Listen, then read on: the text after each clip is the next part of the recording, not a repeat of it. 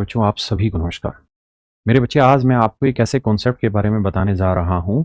कुछ जानवरों में इतने पैर हैं, इतने सर हैं, तो बताओ ये जानवर कितने हैं, ये जानवर कितने हैं, और उसके बाद उसी चीज को यूज करते हुए फिर अलग अलग सवाल बनते हैं। तो इन्हीं सारी चीजों पर आते हैं। कहता है एक चिड़ियाघर में घोड़ा और कबूतर है। घोड़ा और कबूतर है मेरे बच्चे। अब आप ये बात जानते हैं कि घोड़ा जो होता है उसके 4 पैर होते हैं और कबूतर के 2 पैर होते हैं। सवाल में कहता है कि अगर सरों की गिनती की जाए तो 340 सर होंगे। इसका मतलब जानवरों की संख्या 340 है। तो ऐसे सवालों का रामबाण तरीका है कि भाई 340 जानवर हैं, तो हम ये मान लेंगे कि 340 के 340 अगर घोड़े होंगे तो कितने पैर हो जाएंगे। तो गुना करेंगे, 0 4 चौक 16, 4 3 12 और 1 13, 1360।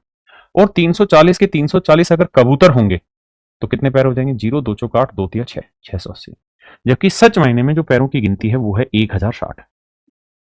तो देखो यार, इसमें से घटाएंगे तो 1360 में से 1060 घटाएंगे तो बचा 300।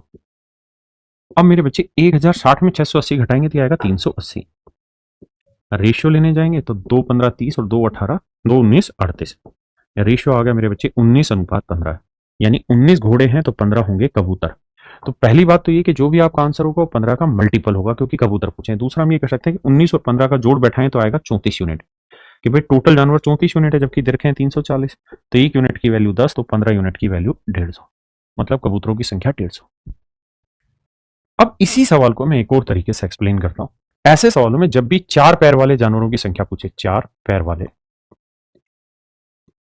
पैर वाले जानवरों की संख्या अगर मेरे बच्चे पूछी जाए, तो उसका तरीका होगा कि नंबर ऑफ लेग्स, यानी जितने भी सर पैरों की संख्या उसको आधा करो और माइनस कर दो नंबर ऑफ हेड्स, सरों की संख्या।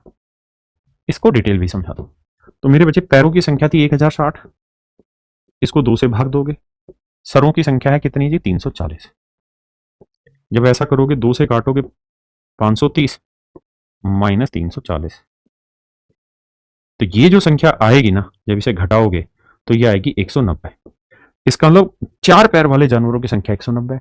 तो 340 टोटल थे, 340 में से 190 घटाएंगे तो बचा 150।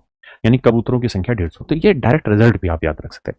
इसी बात को और तीसरे मेथड से समझाता हूं, जिससे ही मेथड बना।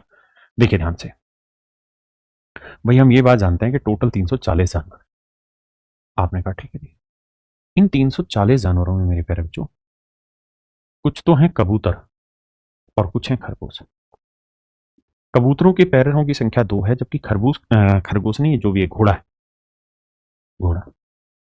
तो घोड़े के जो पैरों की संख्या है ना, वो होती है 4। तो हम लिख लेते हैं यार, घोड़े के 2 पैर तो होते ही हैं, 2 पैर एक्स्ट्रा रखता है।